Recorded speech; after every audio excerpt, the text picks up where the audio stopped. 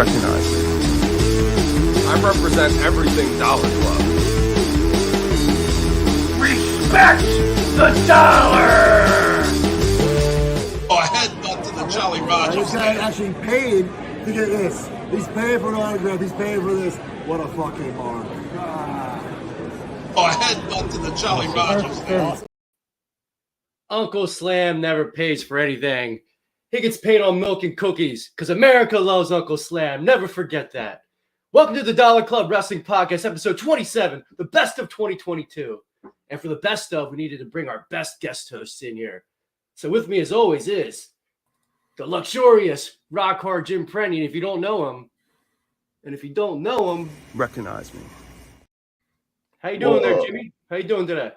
Awesome. What is up, everybody? We're on the cusp of a new year. A year of the dollar, I believe. It's 2023 coming up, right? That's right, the year of the dollar. And guess who else we have? We have a very, very special guest today.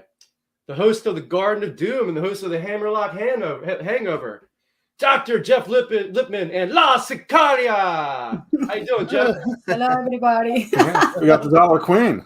That's right. She gets all my dollars. She'll win the first one of 2023, I believe, this year. That's right. And she's very excited to be going to the American X Wrestling show January 7th in Hamburg. Is there? She gets to recognize Rock Hard.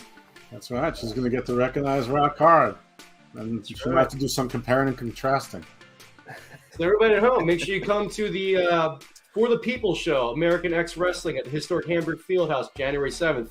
Come meet Uncle Slam and Rock Hard Jim Prenny, Dr. Jeff Lipman and La Sicaria. Don't want to miss that. We got an open challenge to Deanna Peraza, Lady Frost, and any of those other posers and fakers that have been ducking their challenges for years. Maybe Umgato Pussy Grande will be there and meet Savio Vega and Ricardo Rodriguez. That might be a good idea, too. He also might get slapped upside his head. Wouldn't be the first time. We do have another guest coming on the show tonight, the wholesome Jake Kincaid. We lost him right now. We'll bring him in when he's back. Since this is a wrestling podcast, how about we talk about movies, guys? Sounds good to me. Cool. So, Jim, I didn't ask you to come up with a list. I just told you to rate mine. And Jeff actually came up with his own list. Oh, I think we have him. He's coming. Mr. Van Damme, Mr. Wholesome Jake. I probably didn't even see all the movies on your list or Jeff's list. Yeah, well, to me, it was a terrible, terrible year for movies. I actually feel the last good year for movies was 2019. So this is movies that I kind of liked and a couple that were very, very well. There were some movies that were made very well I just didn't like. Nope. Nope was filmed very well. The cinematography was great. I just thought it was bland. I didn't like the characters. It bored me. Dune I didn't like. Dune, felt, to me, it wasn't a complete movie. There are aspects of it I liked, but it just was waiting for the sequel. It had bring the sequelitis. You know, if you didn't watch the original one, you have no idea what the hell's going on, and I didn't. All right, so I'll show you guys my number 10 pick, and this will show you how bad movies were this year. If it wasn't for the Illuminati scene, I probably would have hated this movie, but Doctor Strange was my number 10 pick of the year. Did you guys see that movie, or what do you think of that? I didn't see it. You didn't see it? No, I didn't watch it yet. I saw it.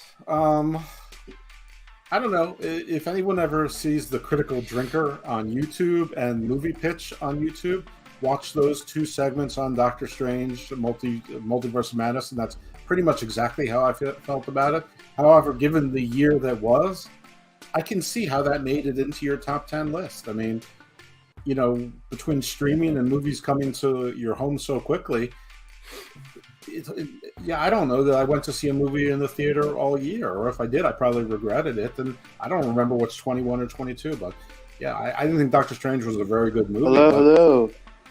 In context, yeah. What was Who that? was that? Who were those dulcet tones? I think that was Jake. Yeah. How you doing there, Jake? Happy New Year, buddy. Cool. She liked Doctor Strange. Nice. Wanda was awesome in it. It's worth it just for Wanda and that Illuminati scene. Yeah, I mean, there was some good death in that movie. When Captain Britain got sliced in half by her own shield, that was good. Did it connect to Spider-Man at all? Like how that he was in Spider-Man? Yeah, a little bit. I mean, it's just for the future. It didn't really like jump right in after it, you know? It's like the multiverse. Yeah, a little. I mean, the problem with the end of Spider-Man into this, the only connectivity was Doctor Strange making really bad decisions with magic,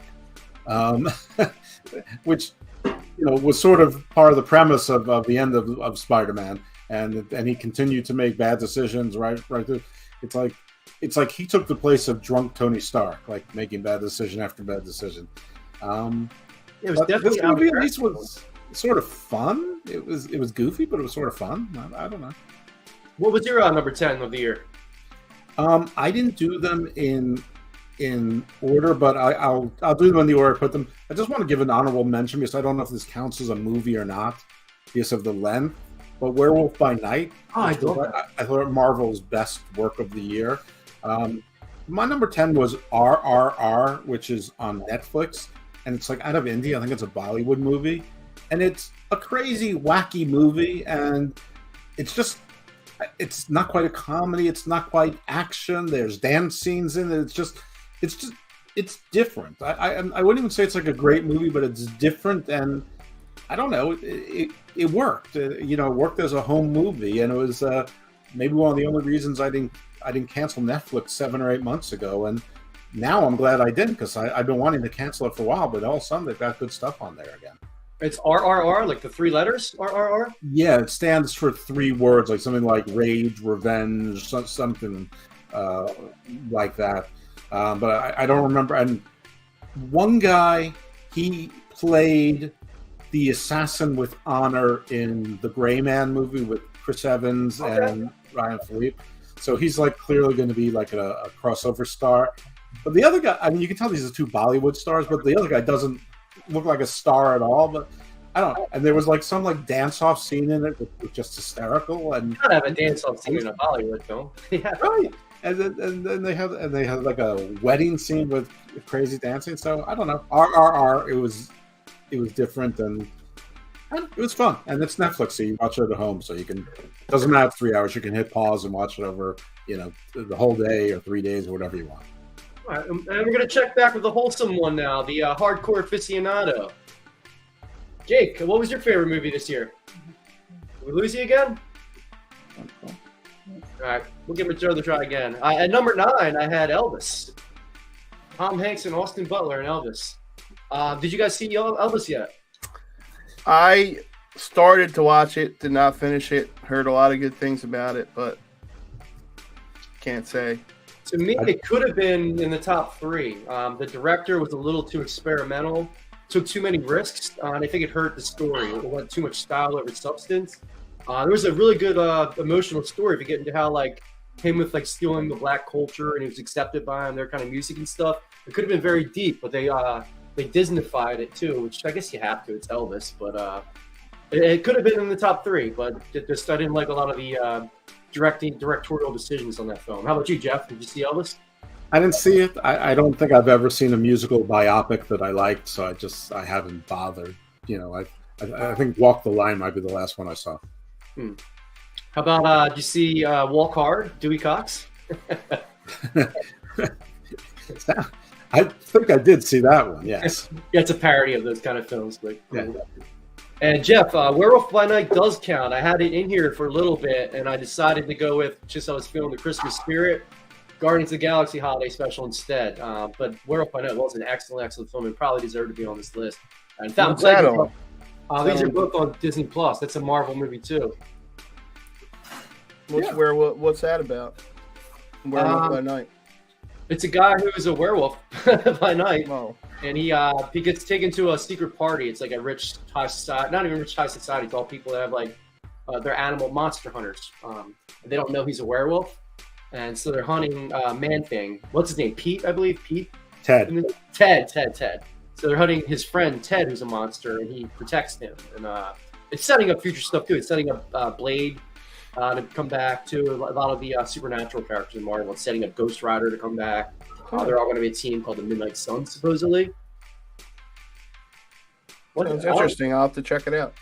Yeah, check it out. It's only It's an 45. homage to like the campy horror movies of the universally or of the 30s to 50s, sort of like your Frankenstein's and Wolfman and A Creature from the Black Lagoon. It was good. I mean, There we not go. great. Ah, There we go. Hey, Dick, how you doing? What was your favorite movie this year? Did you hear I anything got we were it. talking about? Batman. Good pick. Good pick. You'll see where it is on Yeah. my list. I heard about the Bollywood and I got ready. Batman was really good. Yeah. You'll see when I get to there on my count. I love Batman. What else? What other? The Many Saints of Newark, I guess, because that's the only newer movie. Was that I'd this seen. year or that was 20? I think that was technically last year. I think it was late last year. yeah, it was last year when it was god awful. October. Oh, last year, I think it came out. All right, What was your favorite? What was your porn of the year, Jake? Yeah. I will get to my number 7 movie of the year. I didn't love this one, but it was shot very well, and it actually hit me in the emotions, hit me in the feels at the very end. So I put it on the list at number 7. Everything, Everywhere, All at Once. Can you guys see that? That's a multiverse film too. It's very similar to Doctor Strange, just more artistic and done much more smarter. And awesome budget for such a. The way they handled their budget was phenomenal in that movie too. Great acting. Short Round from the Indiana Jones movies is in it. I don't know his real name. He came out of retirement for this movie. And Michelle Yeoh, who was the star from Crouching Tiger, Hidden Dragon. Yeah, I saw this. I liked it. People loved it. I didn't love it. I'll tell you why. Because it had sort of like the sort of the Hong Kong 1970s like sort of goofy humor, and it was very British science fiction-y, and I don't like either of those things. That aside, like this had like a Rotten Tomatoes score of 98% and a critics score of like 97%. So I'd probably put it in the 80-something%, but it was still good and it was still interesting. And it was definitely worth seeing. I just I didn't number my movies, but it's on my list almost by default though. I watch so many movies at home that, having the magic of a pause button thing just makes a lot of things a lot more tolerable. But I liked it. I didn't love it, but I liked it. I feel like we're playing whack-a-mole with Jake, peekaboo, hide and seek. Cool. Now we're gonna get to the movies that most of us have seen. Not all of us, I'm sure. We talked about this on the pre-show. Number 6, I had Maverick, Top Gun Maverick. Jeff didn't see it, or before you saw it, you could probably tell it beat by beat right now. It was exactly fine, but it didn't like make my list. But I mean, if I knew 20 people who were sort of normal, and they said, "Hey, let's all watch one movie together," and I wanted to do something where it would offend no one and everyone would pretty much enjoy it, this would be the safest movie I picked. But I mean, it was a silly movie. It was basically a do-over, and like major things made no sense. Like that there's a nuclear facility that NATO's authorized an attack on. I mean, but you can only go by air. I mean, where is this? What It's a movie. What else made no sense? When does NATO authorize airstrikes? Like, I mean, what was this? You know what else made no sense? A bunch of 22-year-olds knew how to sing Great Balls of Fire. Everyone in the whole bar knew how to sing it. Every It word. related to the first one. Jesus, you guys. My I God. put it in my top 10, dude. You I like freaking it. watch a movie without picking every little thing apart? And who was Jennifer Connelly supposed to be? I mean, was she supposed to be doing Kelly McGinnis's role? I mean, Apparently, in the first scene of the movie, they mentioned her character. Like, he was late because he was, like, hooking up with some girl. I forget who. I think it was just someone. She wasn't Kelly McGillis's character. Nah. She was just someone he had been with along the way, off and on.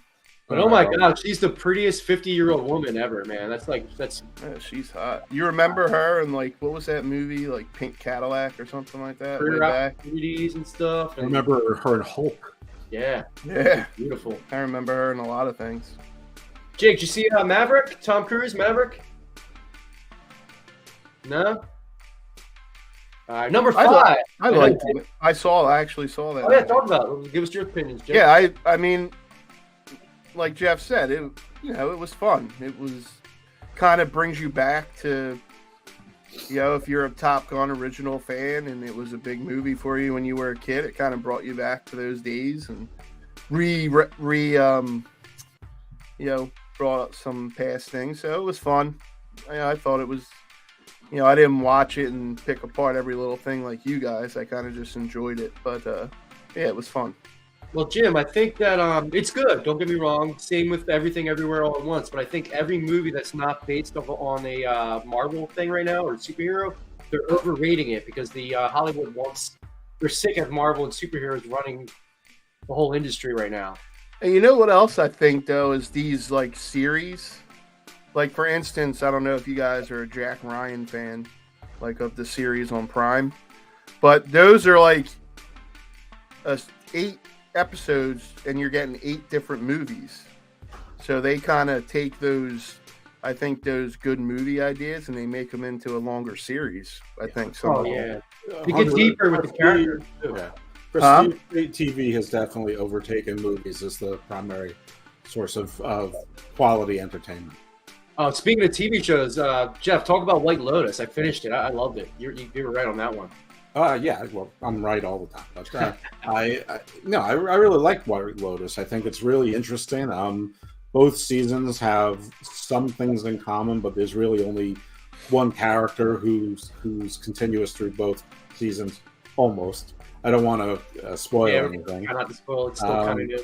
But it's a chain of hotels, luxury hotels. So it's the same. It's the White Lotus, but it's different locations, different casts. But it's sort of like the Love Boat, but if the Love Boat was TVMA, and was a lot more creative. It's just interesting, and there's always sort of poignant. There's culture classes between generations and sort of wokeness, and what was okay one generation isn't okay the next generation, but even that's not good enough for the next generation, and what won't be good next time around. And then there's just, I don't know, it's just really clever, good writing. Actually, HBO had a bunch of things: The White Lotus, The Staircase, The Undoing, which might have been 21, but they've had a bunch of really quality TV shows. Sadly, House of the Dragon was not one of them. That was my top. I loved it.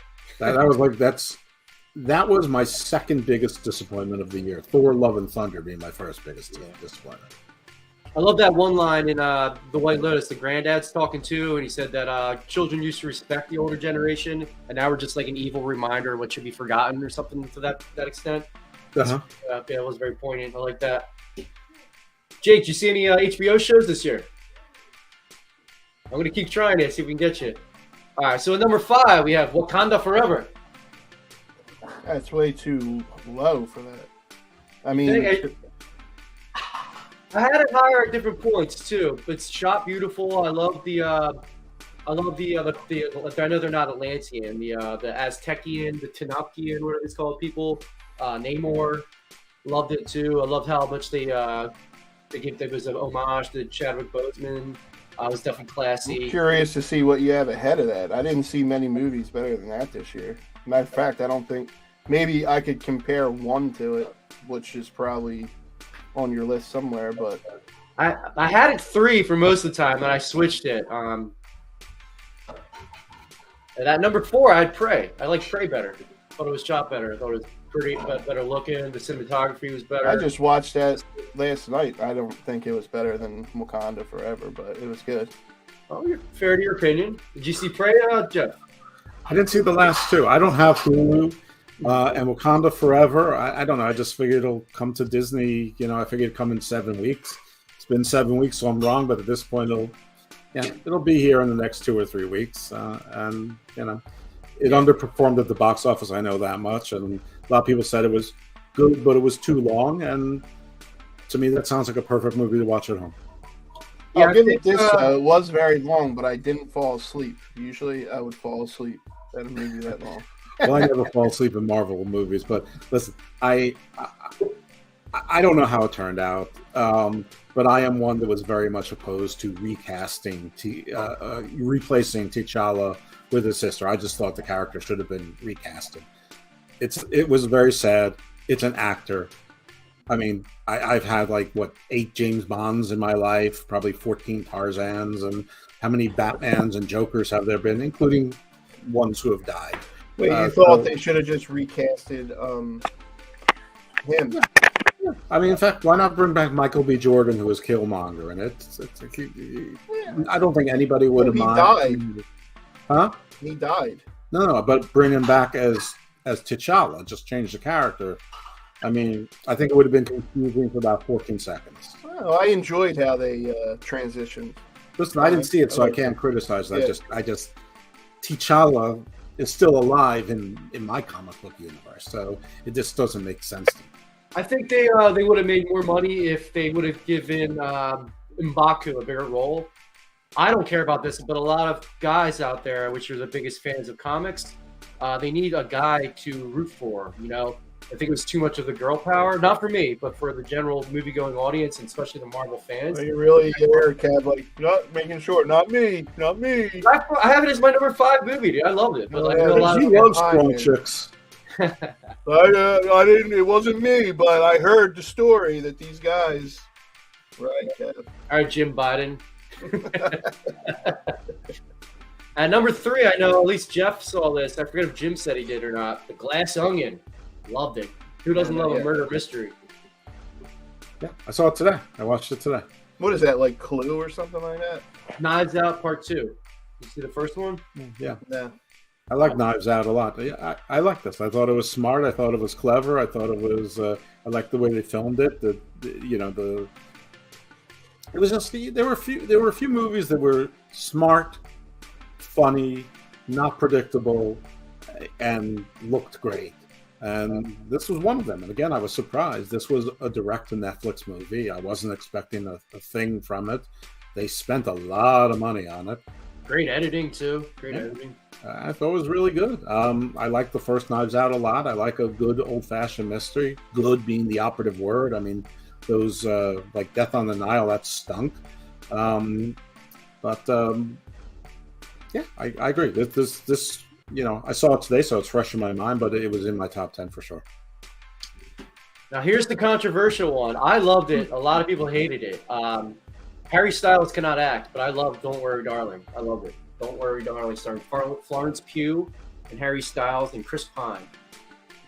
It's kind of like a modern take on the Stepford Wives. Never even heard of it.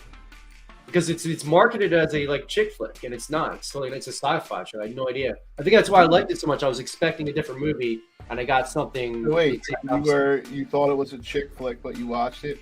Yes, because I love Florence Pugh and Olivia Wilde, so I would watch anything with Florence Pugh in it. It was also on HBO Max, but it was this was like sort of the Matrix, the Truman Show, a little bit of Vanilla Sky. It was a sci-fi movie basically. This also made my top 10, and this was like Knives Out. I mean, not plot wise or whatever, but looked great. The acting was funny. It was sort of like the over the top 50s acting, sort of like how the guy in Goodfellas, they all overacted, like they were really campy. And that's on HBO Max. Yes, yep. Yes. And what's the name of it again? Don't worry, darling. Don't worry, darling. Yeah, I thought this was this was an interesting movie, and it made my top 10 as well. And I wasn't expecting to like it at all. Yeah, it wasn't the movie I was expecting, but I got something much more better.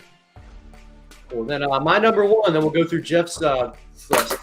Jake, my number 1, The Batman. It was 20 minutes too long, but it still was my favorite movie of the year. I'm a superhero first guy, so I definitely have a superhero that gets extra points for me. I loved how the car was its own character, its own character. I loved Colin Farrell's performance. It was directed also just a tad too long, 20 minutes too long. What do you guys think of The Batman? Yeah, I mean, I saw it. I thought it was really good. Now, do you think that was better than Batman Begins? I think it was much better than Batman Begins. Frank Tesh loved the twist too on Don't Worry, Darling. I agree. I was shocked. I wasn't expecting that kind of movie at all. It made it for me. What? Yeah, I think it was better than What twist are you talking about? Don't Worry, Darling. Oh, I'm not going to get into more detail because you haven't seen it yet, but yeah, very good twist. Jim, I think it was better than every Batman movie except for The Dark Knight. Disagree? I like that series, the Dark Knight series. You know, I thought maybe it was better than the last of the other series. But Batman Begins, I'm a sucker for origins. So anything like origin. Orgies? Yeah, That's all. orgies. That's what I said. Orgies. What's wrong with that? Cool, Jeff. Anything to say on Batman before we go through your list? I didn't really love the Batman. I actually really did like the first 45 minutes to an hour of it, and then it got off the rails. Then it got back on some rails. Then it got off those rails and jumped onto different rails, and then it should have ended, but it didn't end. And then it became The Dark Knight, and then it became The Dark Knight Rises. Then it became Fight Club. It just couldn't decide what it wanted to be. It was like 60 different movies, and it just kept going and going and going and never ended. And Batman was a dick. He was a dick to everyone, and he got all the riddles correct, but he was a terrible detective. And the best scene in the whole thing is when him and Commissioner Gordon are there with the Penguin, and the Penguin's going, "You two are the dumbest detectives I've ever heard of." I'm thinking, oh man, thank you. So no, I am not someone who loved the Batman, and I really don't think that anyone else really did either. Because whenever people were telling me about it, they're like, "I liked it. It was really too long. It should have been a lot shorter." But the score was amazing. The score? Who the hell cares about the score? The score is a nice throw-in. The score is not like your second thing that you sell it with. So no, I didn't think the Batman was all that good. 1989 Batman for me, and I also like Batman Begins. I didn't like The Dark Knight. I tried to rewatch it recently, and it was so boring I turned it off. I'm like, this is stupid. This is dumb. I mean, the whole first 15 minutes doesn't make sense. All of a sudden, the Joker's just there with the gang, and he kills his gang. That's it. That's his order. I mean, how's he get all this information? He walks into all the mob bosses and starts blackmailing them and killing them. How does he get his information? They never tell you that. It's just like you plop him in, and he's already super connected, but he's this new guy on the scene. But nobody cares because it's a Batman movie. Yeah, I definitely agree with you, Jeff. It had like 10 different endings. Let me tell you one thing about this world. This country started going downhill the day that people decided that Batman was cooler than Superman. Superman is perfect. He's godlike, but doesn't want to cooler than Superman. All he does is good things. Batman, he's a sociopath. He's got daddy issues. He's a warmonger, and he's a serial groomer pedophile. What is to like about Batman? I think Spider-Man, the general public, thinks cooler than Superman 2 now. No way. Superman, how can Superman not be the best superhero? He's the most powerful, but I don't think he's the mainstream pop guy anymore. I think he's like 6 or 7. Yeah, exactly. He should be. And that's the beginning of the demise of America. Screwing up his movies. Well, it's because people like the anti-hero now. That definitely is when the culture changed, when you weren't rooting for the Cub Scout good guy anymore, You got the Cobra, the Stallone Cobras and stuff, and Roadhouse and the Badass and Wolverine, and I love Ivan Drago. Always got. I love the anti-hero too, but always gotta love Superman. Jeff, so give us some of your movies you like. All right, I'll just go over the ones that weren't on your list. There's a movie called Kimmy, who I believe was the same woman who played Catwoman in the Batman. Zoe Kravitz? Kravitz's daughter. This was a movie that completely took me by surprise. It was basically about an antisocial computer genius who stumbles upon a mystery and has to solve it despite her, the fact that she really can't deal with people. And it was just surprisingly good. And it's short. I put Nope in there. There was this big disagreement in the world whether it's a science fiction movie or a horror movie. I don't care. I mean, it counts as both. To me, it was a horror movie because the star was the unknown, the monster. I felt the characters were so unlikable, though, and then the creature looked terrible. It looked so dumb. The creature was interesting. It was definitely over the top. It was definitely too much like a box kite, and the mouth thing did look, more like like something you'd find in like a good, kid's birthday party, moon bounce kind of thing than a monster. And OJ, I know, I think, was like a charisma repellent. OJ was such the blandest character ever. I mean, you're right. The brother and the sister, they had no charisma whatsoever, except when they did the hand slap. Other than that, you would have thought they were strangers. But I don't know. I was more interested in the monkey. I would rather watch the movie on that. Yeah, why the chimpanzee went crazy and killed everyone, and you know, but I don't know. I just thought it was interesting, and I love the whole thing about how the whole sky was raining blood, that the whole house was like Amityville Horror, drenched in blood, like crime blood. I like it. Black Phone, which I thought was a great psychological thriller. Some people calling that a horror film, also fine. I don't really care whether you call it a horror or not, but it definitely had a supernatural element to it. If you think The Sixth Sense is a horror movie, you think this is a horror movie. If you think The Sixth Sense is a psychological thriller with some supernatural turn in, that's what this is. Anyway, I thought it was a solid movie. Barbarian, definitely a horror movie. I almost had that in my top 10. I did watch that. Not at all what I expected. Like every horror movie, there's something weird that could use some explanation that doesn't get explained, but it's a horror movie, so that's part of the horror is not having to care.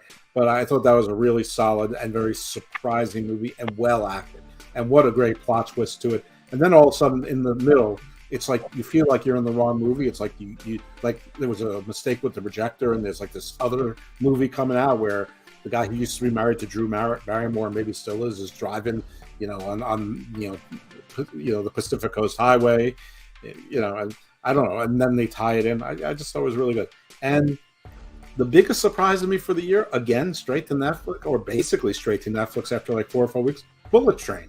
This was a movie I didn't watch it yet. I picked Glass Onion Arrow. I'm going to watch that. It's on my list. I had no interest in seeing this movie. None. And I'm like, yeah, I'll check it out. I was enraptured from beginning to end. And it was like Quentin Tarantino and Robert Rodriguez, and Jerry Bruckheimer collaborated on a movie and all did some of their best work. It was just everything about it was cool. It was like the coolness of Ocean's 11, the violence of like Quentin Tarantino, and just like the strange humor that never ends, like the Aaron Sorkin like unflappability dialogue, no matter what's going on around. I just like the whole thing. As unrealistic as it wasn't supposed to be realistic. It was supposed to be a samurai movie on a train. I mean, and it succeeded. And some of the acting was great. I mean, the guy who plays Quicksilver, he was great. The guy who was Paperboy from Atlanta, he was amazing. I wasn't sure if he plays an American guy in Atlanta, he's British, or if he's an American guy playing British. It turns out it's the latter. Could fool me. For all I know, it could have been British. And Brad Pitt's just great. I don't know why they're like people just don't all love him. He's just fantastic. I love him. I have a feeling Babylon would be on my list had I seen that. So I haven't seen that yet too. That looks good. I haven't seen it. I hear it's doing really poorly. Again, there's no rush to see movies when within the next 5 to 8 weeks it's going to be on a service. But I don't know. It sort of got the feel like it's a little bit like Once Upon a Time in Hollywood, and I really enjoyed that movie. But we'll see. But yeah, those are the movies that weren't on your list that were on mine.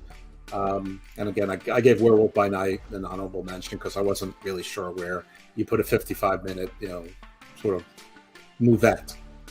Cool. All right. Well, we did 33 minutes of non-wrestling. I guess we'll get into some wrestling. All right. So I'm going to give you guys my top 5 tag teams. Tell me if I'm dumb or tell me if you agree for the year of 2022. At number 5, they didn't last long, but they started off the year as champions. RK Bro, number 5. You guys think they belong on the list? Yeah. Do you want me to say, are you doing your list first? Or how you did a list too? I thought you didn't do one. No, I did for the wrestling parts. Okay, yeah. Tell me your 5th, then. After you tell me if I'm right or wrong about. Why don't we all take a turn saying how we formulated our lists, and then you can. Well, we have like 5, but kayfabe is important to me. Championships are important. In-ring work is important as well, but not as much as kayfabe. If you were champion for the whole year, you're going to win. But if you were the best in-ring worker, you can jump points. You know, you can jump 3 spots. You're not going to be number 1 if you lost majority of your matches. An example, Dax Hardwood. You know, he was great in the ring, but it wasn't good enough to jump him up because he lost too many matches. But Seth Rollins, it jumped him up a bunch because he won a couple belts and didn't come off as a jobber, you know? But kayfabe is important. Titles mean a lot for me. I'm not a booker, and it is a movie, so you got to take it as a movie. You know, it is entertainment. How about you, Jim? Yeah, I don't really care about wins and losses, although if a guy is on the top, usually he has a lot of wins. So basically, it's more of who I felt, you know, had a presence. You have to have a presence. You have to have popularity, you know, entertainment value. And also championships are a factor in there too. And, you know, or where they're at on the show, like their positioning and things like that. Yeah, I put that all in there. I do oftentimes deduct, though, if you didn't work the whole year, even if it's because of an injury, unless you did something phenomenal, or you had such an influence despite the injury, or in some cases because of the injury. So because of, you know, RK Bro I thought was great, but they were less than half of a year worth of a team in 2022. So they didn't make my list.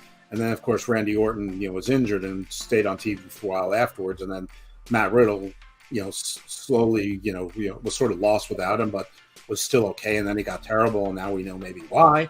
And now he's, you know, suspended, and, you know, there's talk about Orton. Anyway, Allegedly. So they didn't make my list because I didn't think they were influential enough for most of the year, but also by the end of the year, I mean, it's almost like they were a footnote. So, yeah, but but the rest of the category, the criteria that you guys said, they all play a factor in mine as well. Yeah, I actually agree with you, Kev. I have them at 5 too, only because like they dominated the beginning of the year, tag team, along with the Usos, but I just couldn't think of anybody else that deserved to be in there, to be honest. Jim, it's crazy. Last year, the tag team, especially in AEW, you thought it was like stacked. Now that like the tag teams are dead, I think because the trios division and then the Usos dominance, it's like tag team wrestling's terrible right now. AEW also has killed a lot of their tag teams, and some of them were suspended, and some of them have been hurt, and a lot of them have been spending time in trios. I mean, if they kept Swerve and Our Glory together, they probably would have made my list, but they didn't, and it's been really awkward ever since. You know, and you know, if they stayed together as a begrudging team that didn't like each other, but they won despite that, that's at least an interesting wrestling story, but it wasn't there. So I had trouble with 5 teams, probably for the same reason you guys did. I think my 5th team is different than yours because I have a feeling that embedded in yours was that they're male teams. I didn't think that there were 5 male teams that made my list. So I put Toxic Attraction at number 5. Nice. Because they were the champions, 2 or 3 times, and they're still sort of hovering around the top. And granted, Mandy Rose isn't in the team anymore, but for an entire year, that act was the star of that show. And you know, and they had a very successful year, better than any of the main roster women's tag teams, including championships, and men's. Like right now, there's I think tag team wrestling has a resurgence in WWE, but like Street Profits weren't doing anything for a while. The New Day, you know, they were sort of alternating injuries, and they've been sort of moving around. Alpha Academy is the Butcher and the Blade. You know, the OC's back. Yeah, the Viking Raiders. Back, right? We've got the Vikings have had stops and starts and injuries. You've got Legado now, but we're not really sure what the role is. Los Lotharios haven't done anything. Maximum Male Models is a flop. Hit Row is a flop. Imperium's great, but they haven't really used them as a tag team on the main roster, which is a shame because I think that they're one of the best tag teams, period, but we haven't seen it. So, yeah, my number 5 is Toxic Attraction. Jeff, funny you say that because Toxic Attraction is my number 4. Nice. How about that? Yeah, well, you guys, I was on the same wavelength as you. My number 4 is Damage Control.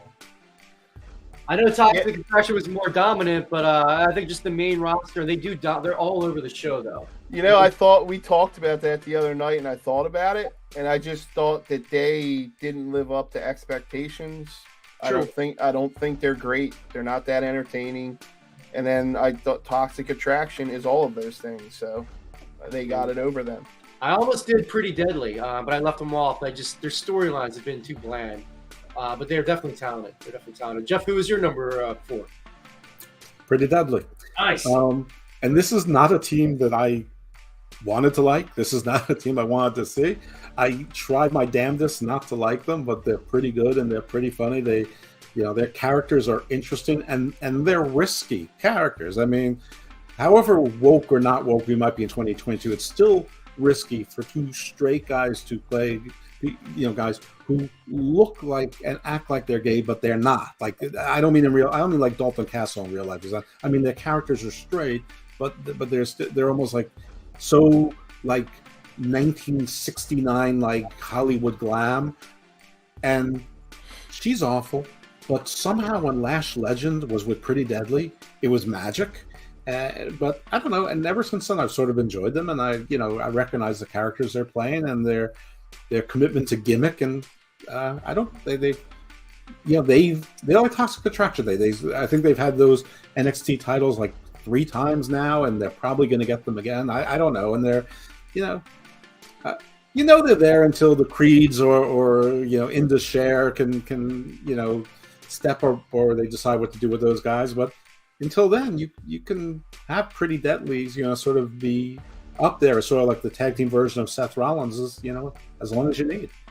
Oh, cool. Then my third place. This is going to be controversial. This is the internet's number 1, but I went FTR number 3. They had all the fake belts in the world, didn't have the main one, and they came off like jobbers too much. But I can't deny that they did win the fake belts, so I got to give them credit for that. And they definitely are great in the ring. What do you guys think about that pick for number 3? They're my number 3 too, actually. Same reason? Yeah. I'm shocked and appalled. I'm so disgusted at you guys that I put FTR as my number 3 as well. That's exactly where they should be, right? The internet. There you go. I don't even really like them, to be honest. But I mean, they haven't wrestled that much as a team, but they had 3 belts for most of the year. When they wrestled, they put on good shows, and the matches with the Briscoes were amazing. Their matches with Swerve and Glory were good. They had a good match with the Gun Club, and I shouldn't sound so surprised because the Guns, they're actually pretty good for their age. But I mean, people talk about them like they're better than they are, or like they perform consistently throughout the year. They're always hurt, and Dax is completely unlikable.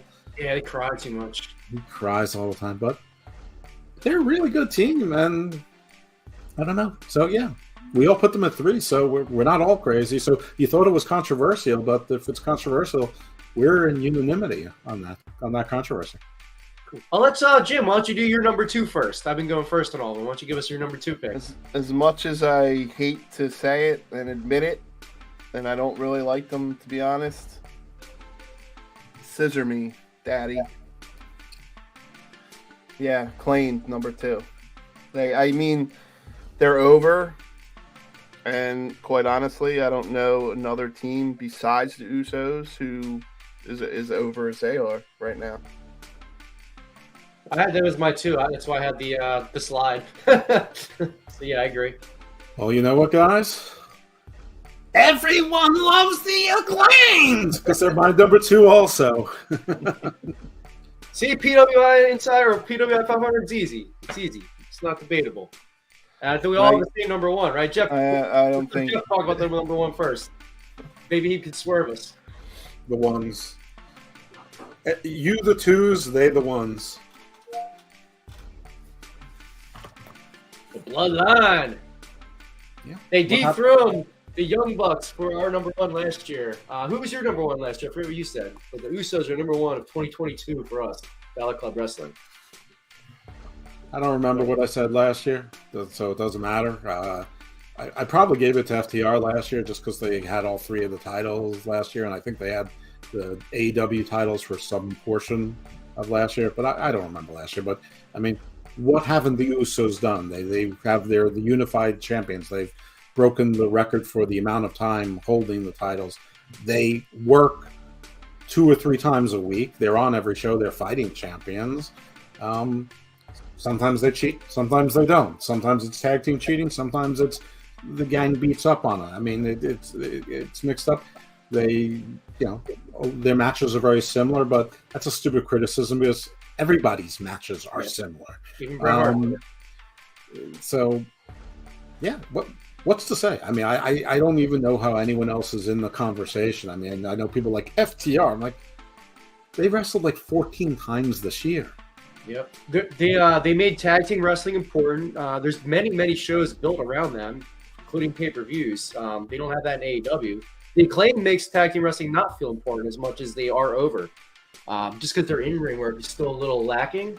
And the shows aren't built around them, Also, I mean, they've had a weird year with, they were aligned with the Guns, and then the father joined the Guns, and then he turned on his own kids, and then he's with them, and you think that's going to be the story, but the Guns get sidetracked on something else. Then they join the Firm, and they're targeting the championships, but instead they go someplace else, and then they're targeting FTR, and I mean, so it's everything around them doesn't make sense, and the Swerve in Our Glory, that dissension story becomes more important, and then you have Jeff Jarrett and Jay Lethal, who you have, I think, won all of one match together. And they're there. I mean, everything around them has been weird, but they've been great. They're fun. They're funny. Their raps are entertaining. Sometimes people think they cross lines. Maybe they do. I don't know. It's wrestling. You're supposed to be edgy. I think they're good in the ring. I think Bowens is especially good in the ring. They've overcome injury. I don't know. I like everything about them, and they're a team that was built in AEW. They're probably the only AEW original team, despite what people would like to say. I mean, Jurassic Express was tagging together before AEW existed. Obviously, the Bucks are brothers, the Lucha Brothers are brothers. LAX were a team before that, and they're not a team now. I mean, so who else? The Dark Order, best friends. They're jokes, but I think this was actually an easy pick for me.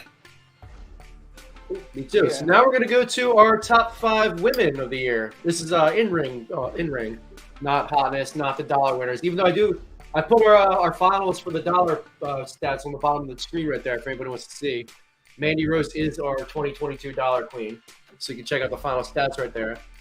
Did you guys come up with your own top 5 women list too, or are you just going to? You bet I did.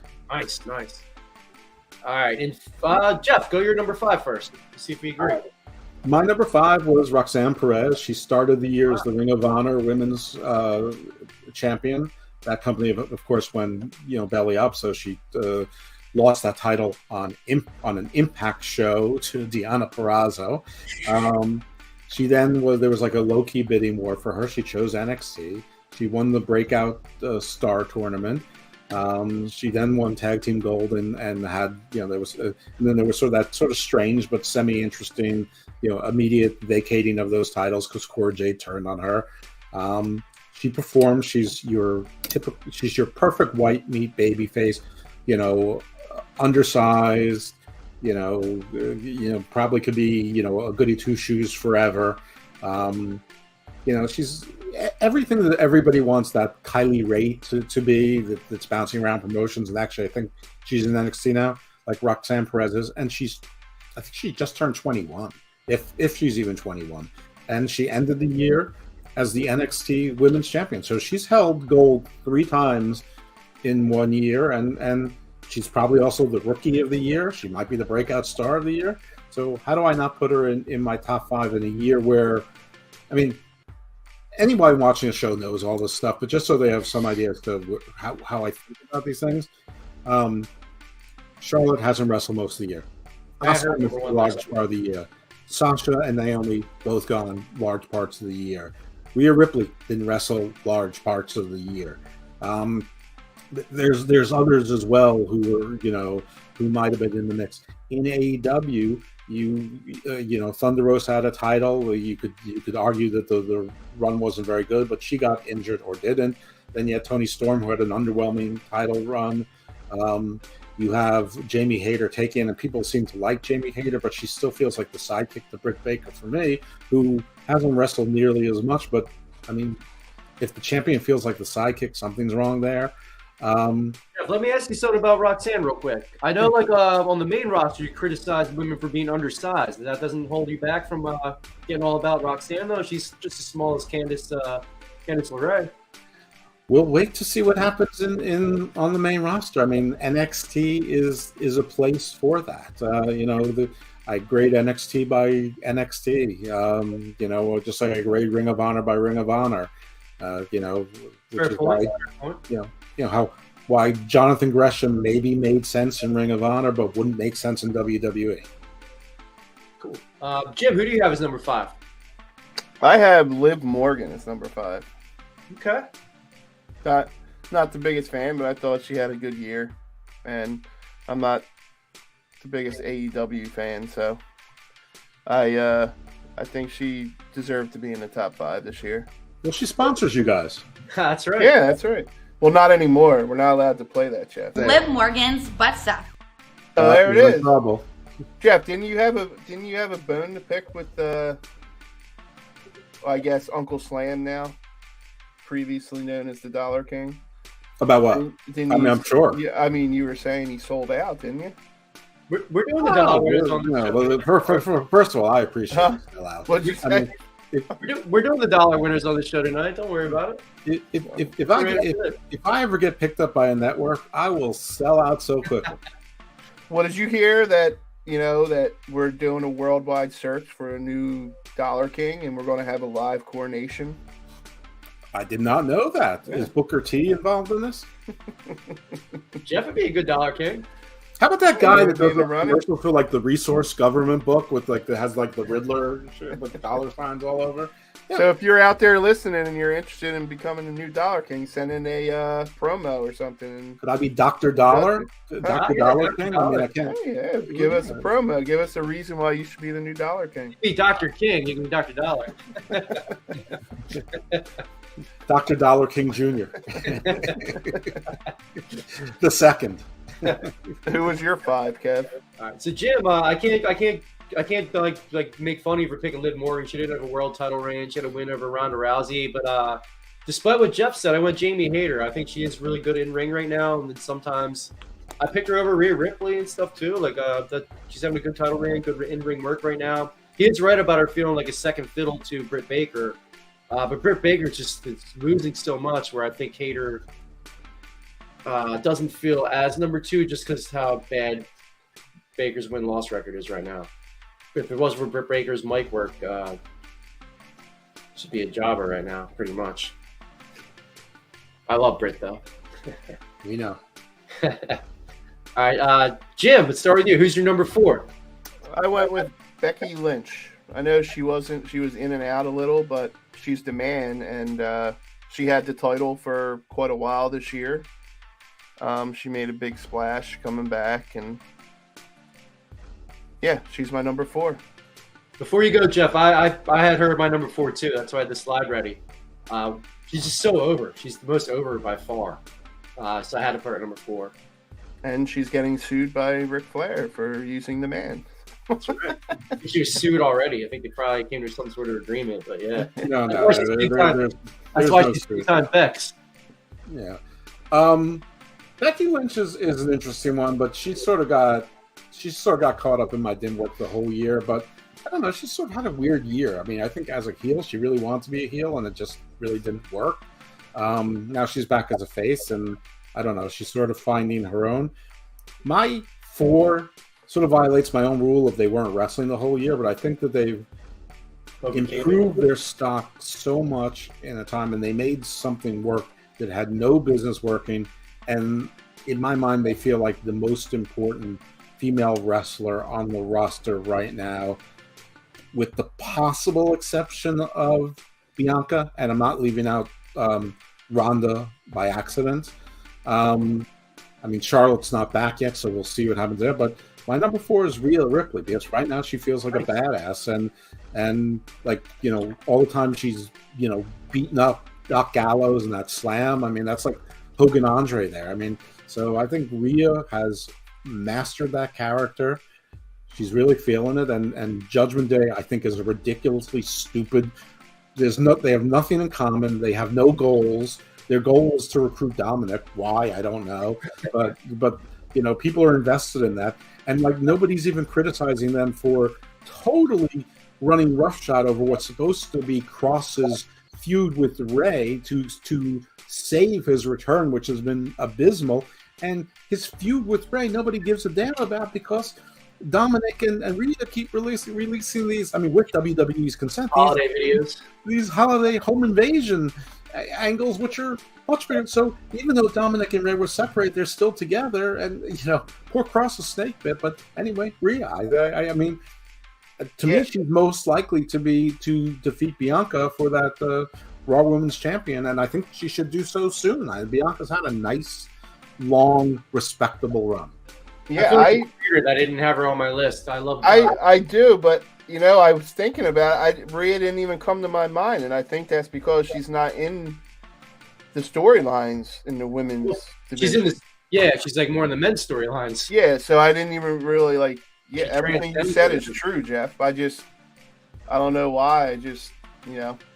That's fair. I can't disagree with anything you're saying. Again, I preface this by saying this is violating a lot of my rules, but she's made such an impact that I feel like she just feels more important than, I mean, there's Emma, any other woman, Keegan, any Sarah Logan or Rowe, whatever. You want to know what's funny, Jeff, about Cross? The most interesting thing he's done so far is being involved in this feud with Scarlett and Emma. God bless her. I hope that works. Unfortunately, he's already beaten the crap out of Madcap Moss, so maybe they should pair her with not her real life boyfriend and somebody else so at least it's a fresh feud. Because I mean, is that really her boyfriend in real life? Yeah. You don't let that go. Yeah, I mean, you've never seen such non-chemistry. That can only be a real couple. Yeah, that was horrible on the screen. So Jeff, why don't you start with your number 3? I think we're gonna have the same one. I have the slide ready just in case. Okay. Well, my number 3 is somebody who is not known for their matches, but I don't care. Stars written all over them. Undefeated. They've got a title. I think I've already given it up, and it's Jade Cargill. Yep, we agree. That's my number 3. How about you, Jim? What do you think? Do you have Jade as 3, or do you agree with our pick for number 3 is Jade? I didn't think of her, but I agree with you. I put Jamie Hayter. Okay. As 3. But yeah, I can't disagree with what you guys put there. She just looks like whenever she stands next to a number woman, she just is such a star. The other people look inferior, Like Kiera Hogan was a big deal in Impact, and she just looks like a little kid next to her.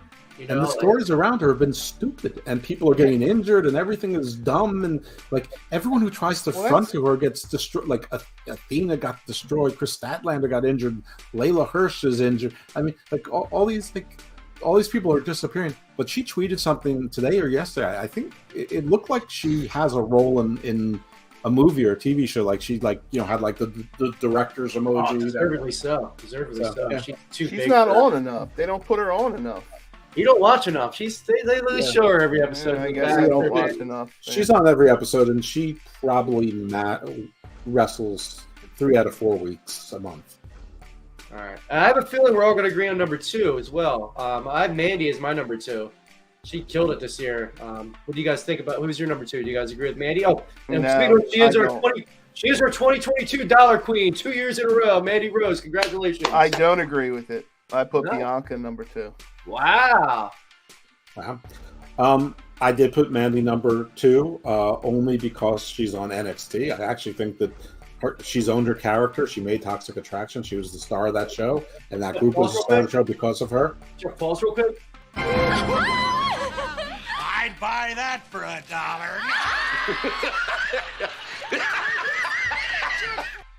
Had to get in there that one. You're not allowed to play that anymore. Yeah, she sort of left on her own terms, I guess. But whatever it was, she had a legendary year. I mean, her V trigger is compared to Kenny Omega's. By God, yeah. I mean, she's been amazing, and she looks like a star too. And it's sort of a shame that she's leaving for the reasons that she's leaving, or left, or asked to leave, or told to leave, or told to leave. but it sort of isn't. I mean, it's kind of legendary. Let's talk about this. You and me talked about it on Twitter. And Jim, let's get your opinion on this. With Mandy gone, I think Jeff had maybe a better pick than mine. I think Chelsea Green would be good to lead Toxic Attraction. What do you got? What do you think about that? Yeah, we talked too. Carmella would be a good one. I think Jeff said that as well, right? Is that was your pick, Jeff? Carmella? Yeah, I mean, if she's back and healthy and she doesn't need to wrestle, she can just sort of, I mean, being a sexy mean girl is her thing. But it doesn't need to be a threesome anymore. I mean, I've always thought that Cora Jade, as the mean girl, belonged in there, and that one day she should be like the Rock to Farouk in the Nation of Domination. You know, that they turn on Mandy, and then they make her face or put her back on the main roster. But, and Cora Jade just lost a match to Wendy Chu for reasons I cannot explain, because one they're investing in, the other is going to be a career jobber. I didn't get that either. But that could be a reason for her to need to find allies. But if she was healthy, Tiffany Stratton would fit in there. I mean, she's also... I mean, everyone knows I love everything about Kiana James, but her thing isn't really the Toxic Attraction. Hers is more like, I'm the businesswoman who's going to kill you. Educated attraction. Right. So... Calculated attraction. But it could be a group of five. Carmella, sort of the J.J. Dillon, and then you got the Chelsea. I think she's going to come back with Matt Cardona, and I think that they work together better as an act. Cool. So then, so we're all agreed. It was all Mandy and Bianca 1 and 2, right? Bianca's my number 1. Mine too. I have Mandy at number 1. Can't debate that. That's awesome. Yeah. Or can't deny that. I think Mandy, has a better presence. Something about Bianca, she's a great athlete. She's getting better on the mic. I don't know. She just doesn't do anything for me. Her storylines kind of suck, but she's getting great in the ring, though. But her storylines kind of suck. Yeah, she's definitely improving. On the mic in the ring, her character. I don't know. It's just a little cheesy, I guess. Yeah, I mean, her character is just like, I'm a confident jock. I'm going to get it done. But I mean, she's basically the female version of Braun Breaker, but she's better in the ring. But what hasn't she done? I mean, she's held the title. She has good matches. Yeah, but let me ask you this. They have her in that position, and obviously but is she carrying it? People love her. The girls love her. People are buying her merch. I mean, I think she's doing fine. I think she's had a good title run. I just think it's probably about time to think about. And listen, when someone ends their title run, it's not like they're never going to have it again. I mean, Ric Flair had the title 3,000 times. John Cena had it. How many times? Yeah. I mean, everyone's like, "What's left to do?" What do you mean, what's left? If like these people were wrestling fans in the 80s and the 90s, you wouldn't have like a 16-time, 14-time champion. I mean, those things, when you look back at a career, those things might matter. So she can go heel with Montez, and that might be very, very interesting too. Also with the face, the part that is enjoyable is the chase. Yeah, you know what I mean. I think interesting conversation about the chase when we get to our breakout stars for next year too. So I'm going to hold that off till that. We'll get to that in a minute. But first, we're going to go over our dollar winners for the week. We have Scarlett with her 11th dollar of the year from SmackDown. Me and Jeff both took Scarlett. I know Jim thinks that's always a good pick, right, Jim? Yeah, absolutely. Yeah, so she finished with 11. You see her down on the scoreboard down there. She's in the top 5 for the year, I believe. At least the top 10. And why did she win $1?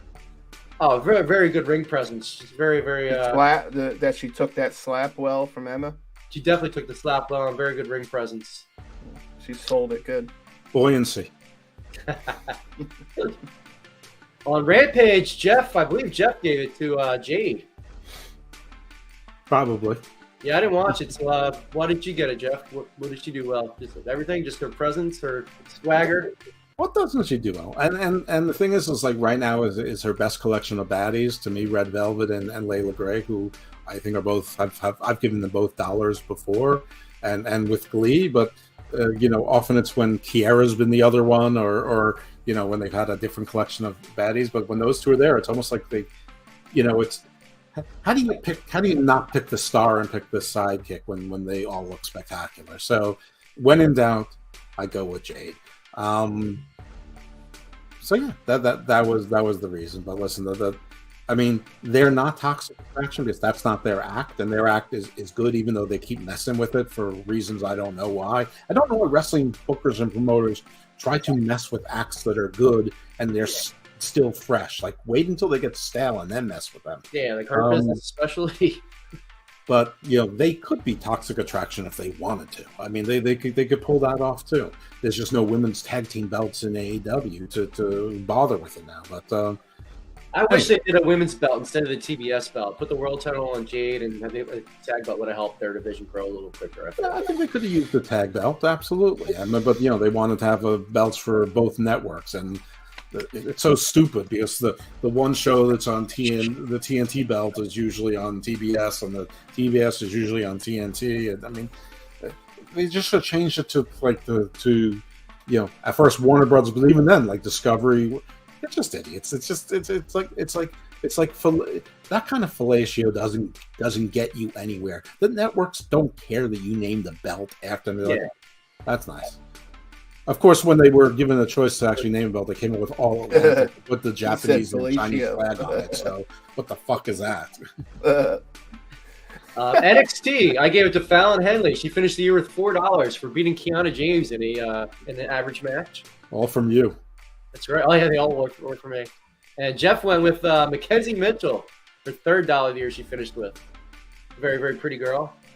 Yeah, it's very What sad. does that I matter? have to go with the commentator. What does it matter? She's pretty.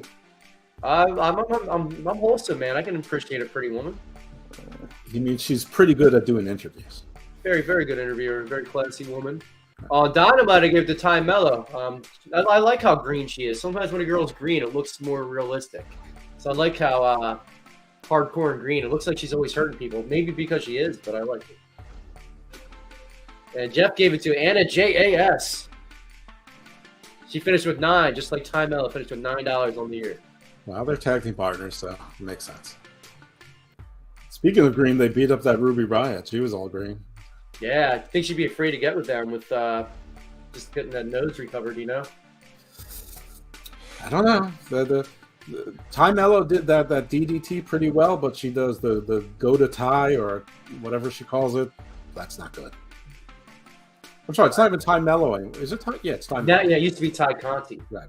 All right, now we're going to go to our top 10 wrestlers of the year. Did you guys come up with a list? I did. We did 10. I did 5. All right. Well, But I have whatever. two honorable mentions. There's number 12 and number 11. Number 12, we have Rock Hard Jim Prendy for his awesome win at Mischief Night. Do you guys think he's worthy of number 12? What do you guys think about that guy? I recognize him. It's a little low, isn't it? Be a little higher. I don't know about that. You see I number only 11. beat a little bitch, so. Especially see number 11. We had some international flavor on this. So number 11, we have Gato Pussy Grande. How could he be above the person that beat him? We need an international flavor. We can't be too many gringos on this panel. Dollar King's been slipping himself some dollars. Yeah. And before we get into our top 10, we're going to have our announcer of the year, too. Our commentator of the year goes to Dr. Jeff Woodman. Thank you, guys. What an honor. Thank you so much. By far. All right, so number 10. I mean, the other announcer didn't show up, so. Yeah, the Dingo Warrior, the Funyun Warrior. I had Kevin Owens as my number 10. He had a match with Stone Cold. He's been on a lot of stories and stuff, too. He's relevant again. What do you guys think about that pick? I like it.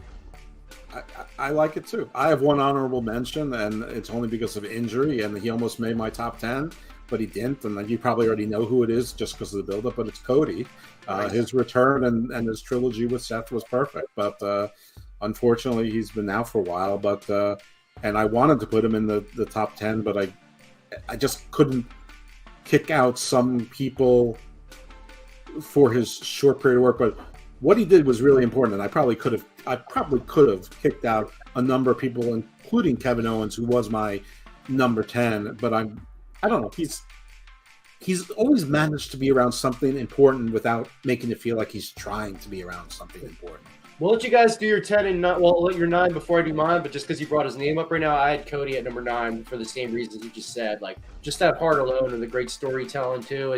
He's one of the few faces that actually get rooted for, too. They don't get booed out of the building. He's got the building story with his dad. So, Jim, what was your number 10? Or if you have an honorable mention to talk about. Yeah, I agree with you on KO there. And then number 9, I had Braun Breaker. Okay. So, Jeff, you said you had Kevin Owens at 10, and who'd you have at 9? Yeah, I'm thinking about some of my choices here. I mean, Braun's a good choice, but he didn't make it to me. He's too one note for me, and plus on the minor league. Otherwise, you could say the same thing about Bianca. There's going to be a glaring omission from mine, and everyone's going to drag me on it. And who's not on mine is Seth Rollins. Wow. I don't like his character. I don't like him. I acknowledge he's a good performer in the ring, but when he comes on, I groan. It's like chalk scratching nail scratching a chalkboard for me. My number 10 was Lashley. His year's been sort of up and down, but I think over the last 2 years, he's really been a workhorse. He's near the top of the card. He, just like everything else in the book, it's been a little bit weird, but he was 2-time U.S. champion, I think. I think he had the WWE title for part of the year. He's, got the promo with Lesnar and 7 months without taking a pinfall, too. Yeah, beat Omos. I don't know. I just, yes, I'm a complete Lashley mark. I mean, me, my bromance, my triple date bromance is me, Lashley, and Brad Pitt. So yeah, got it. So there it is. But Lashley is mine. Probably didn't make anybody else's list on Earth, but I think he's been strong all year long. Yeah, I got him higher too. We both have him higher. What do I know? All right, so Jim, did you say 9 already? Or? Yeah, I said Braun Breaker was 9. All right, start with you. You can start with 8 then. Who was your 9? Oh, Cody, right? Yeah, Cody. I showed it early because I put Punk in it at 8? Yeah. Me too. I had Punk as 8. He would have been higher had he not been hurt, and but yeah, couldn't deny what he did. Even though I can't really, he's not my favorite wrestler. I had to put him in there. What do you think about the Punk pick? And then who was your 8th pick, Jeff? Well, I feel good about the Punk pick because I put him higher. My 8th pick, I do this with pain and regret almost, but Chris Jericho. He's had a really interesting year. I liked him with the Ring of Honor title. I like the Ocho. I'm the greatest Ring of Honor champion of all time. We saw these random challenges with people like Bandito and Dalton Castle. The Colt Cabana was an FU to Punk, which I sort of liked. I didn't like that he lost the title so quickly. I sort of liked the run, but I guess once they realized they're not getting TV, he's like, I ain't working that hard. But, as much as he politics and as much as the stories keep repeating themselves, he's done some good work this year, and he's involved in so much, and the JS has to be the biggest goddamn faction in wrestling, and I don't know. No matter what, he's involved in some shit. He likes fires. He's a wizard. He's doing that. He's doing this. He's Floyd. He's the Painmaker. Whatever it is. Chris Jericho just somehow has managed to stay. He was on my list at one point. I like that pick. I'm glad you had him in there so we could talk about him. I just hate how, like you said too, I hate how once they knew they weren't getting a TV show, they threw him to the side. And I actually find all the JS stuff more entertaining than most of the other stuff on Dynamite. It's too wrestling heavy. Then he actually brings some definitely entertainment that the show's severely lacking. So I probably should have put him on mine. I just snuck Kevin Owens on there. Jim, you agree with like the Jericho pick? I like that. He's can't argue with it. Cool. So my number 7, we know Jeff doesn't have it. Seth is my number 7. This is in-ring work. It's by far, in my opinion, the best in all of wrestling. Kills anybody in AEW by far. Better than Dax Hardwood in the ring. Better than Kenny Omega. Better than your New Japan star Will Ospreay this year. Seth is the best in-ring worker in my opinion. I can't argue with Seth. I have him on my list too, but not at 7. Sports Illustrated, he's not number 1. Nowhere near number 1 though. Wins matter. Yeah, he did a lot of losing this year, but I mean, Like I said, I my don't piece care about about that that. earlier. No one needs to hear it again. Yeah. All right, so we'll go Jeff first, then Jim. We'll finish with Jim on 7. Jeff, who's your 7? I put Gunther. I think he's had a great title reign. It's just he spent part of the year elsewhere, part of it on NXT, part of it sort of, in Nowheresville. But he's had a great Intercontinental Championship run. His matches with Ricochet have been good. His match with Sheamus is probably one of the top 5 matches of the year. Definitely top 10. I don't, the only thing I don't like is somehow Imperium doesn't feel important with them. They feel like sidekicks, and I think that they're a great tag team. And I know everything is the story with the Usos right now, but at least now there's more good tag teams to work with. There's teams like Legado, and I think Los Lotharios never got a shake. But I think Gunther's had a slow, steady, strong year of solid work. And Jim, I assume you agreed? Yeah, he's my number 7 too. How Nice. about that? All right, Jim, start with 6 then. I have Lashley at 6. Me too. Lashley is 6. Yeah. Like we said, he went 7 months undefeated, 2 U.S. title reigns, a world title reign. Just had a hell of a year. He made the U.S. title relevant again. I mean, he started out the year probably number 2. Well, I don't know about that because Moxley, Punk, and Cody all would have been above him. Care about them. He was up there the first 3 months of the year. I thought he was towards the top. I think Jeff had him 1 or 2. Like when we talked about it like first 3 or 4 months in the year. Remember that? I just feel like I cheated on La Sicaria by putting Lashley at number 10 instead of higher up like you guys did. I mean, I didn't think he'd make anyone's list, so I thought I was being edgy. But Who's your 6, Jeff? My number 6, and this is on purpose because I think that this guy gets the 6th man award for all of wrestling, and that's Sami Zayn. He didn't wrestle that much, but he's in one of the most important stories. When he is in the ring, it's been great. Ever since he started with this artist collective thing where he started doing the paranoid thing and the conspiracy thing, it never really went anywhere, but you knew he was onto something. You knew that there was something creative there and he's working on something. And finally it turned into trying to, get the favor of the bloodline, and then it was a joke and it was pathetic. Then he really made it, and people saying it's a joke, it's pathetic, but it's not. And now he's really in, and everyone's expecting things to go wrong. People were thinking it was going to go wrong before. I wasn't one of them. People think it's going to go wrong in the near term. I am one of those, but I'm starting to think maybe not. Maybe they're going to invest in this bloodline thing and let it. Maybe they won't. Maybe they'll be different and not ruin something. And maybe they'll have one of these 3.5 year, dominant until they figure out who the next horses are. But we don't need to worry about that because Sammy's had an amazing year. There is nothing about Sami except the way he talks that I like. If you put Sami Zayn in front of me and said wrestler, I'd laugh at you and say maybe he's like a bicycler. I don't know. But, if you stuck Jim Prenny next to him, you'd probably pick Jim Prenny to win that match. Damn right. Probably pick me to win most matches, wouldn't you? I mean, he's the champ. But yeah, my number 6 is my 6th man award in all wrestling. Sami Zayn. There you go. Well, obviously, me and Jim had him a little higher, so we'll talk more about him when we get to him. Jim, who'd you have as number 5? I have Moxley at number 5. Okay, interesting. That's like I said, I'm not a big AEW guy, but he definitely had a good year and deserves to be in the top 5 at least. I had Gunther. You guys already talked about him, but I had Gunther as my number 5.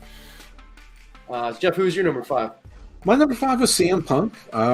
He didn't wrestle most of the year, but his impact was so important in some of the wrong ways, some of the right ways. I mean, I guess he's technically the 2-time AEW champion, though I think his title reigns have lasted a combined 4.5 days because he got injured both times almost immediately.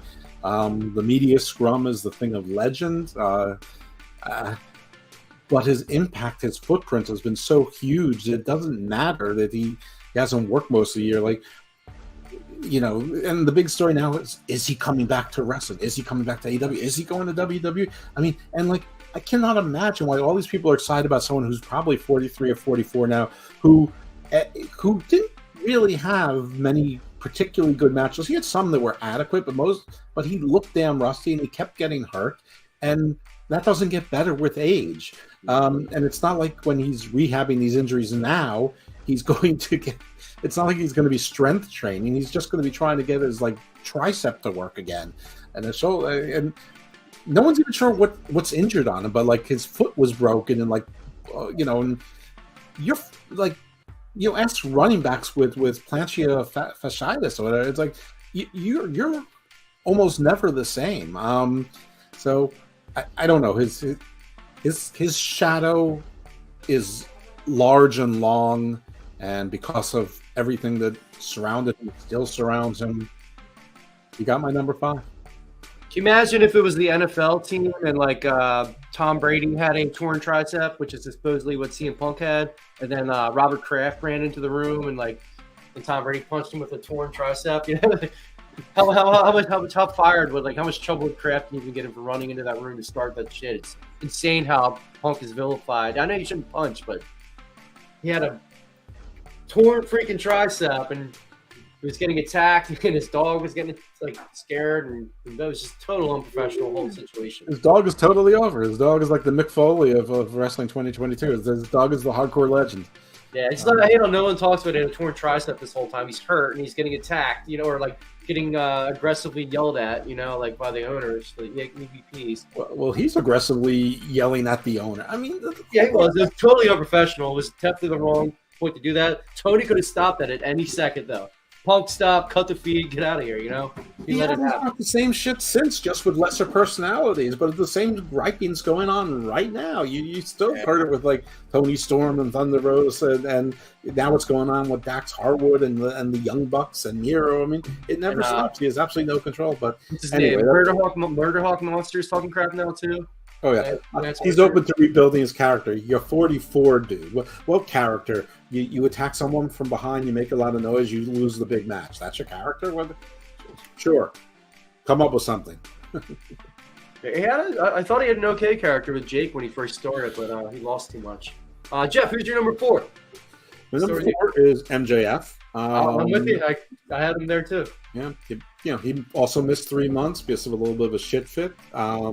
I take away a few points. This is shared with him and Tony for allowing him to do that promo when it should have been Wardlow's ascension, knowing that he was walking out on the company anyway, and he buried Wardlow's ascension, and nothing has gone right for Wardlow since that moment.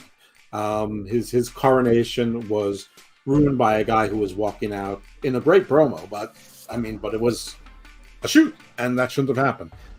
But he's the champion. Everyone wanted to be a champion. He's still the Diamond Ring winner. I don't know that he's quite must-see TV anymore, but he's as close as you get in wrestling to must-see. Good enough wrestler. He needs his Shawn Michaels or his Bret Hart to be must-see, I think. He doesn't have that. Or even his Diesel back. I mean, I much would have rather William Morrissey or Big Bill be with him than in whatever this abortion that the firm is supposed to. But MJF's, but he's been great. He's been solid when he's there. I have Seth at 4, but I think if MJF were in WWE, his star would be much brighter.